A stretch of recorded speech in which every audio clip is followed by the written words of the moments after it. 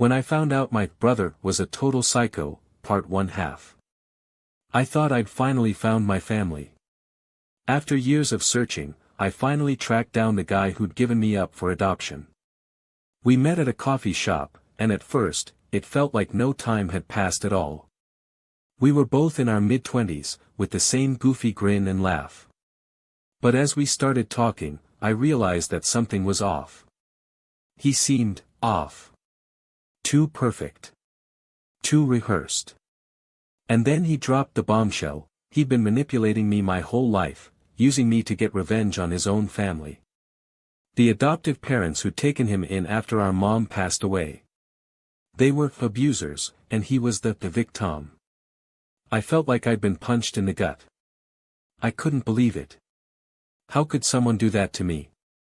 To my own flesh and blood?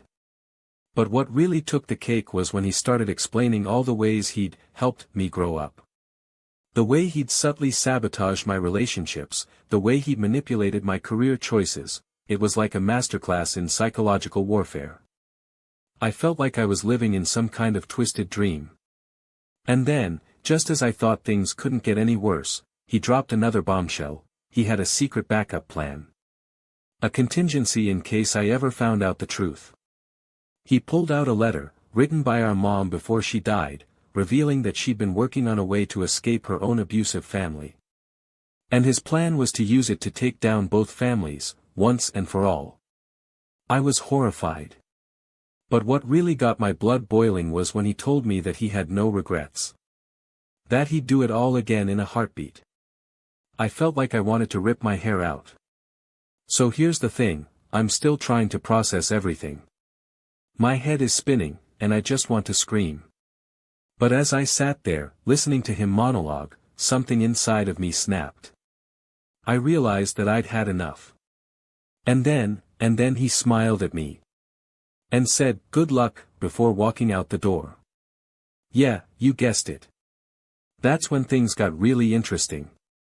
Part 2, it took weeks to process everything, but eventually, I started to feel like myself again. I reached out to my real family, and we've been working on healing together ever since. It's not always easy, but it's worth it. And as for him, he disappeared into thin air. Like a ghost.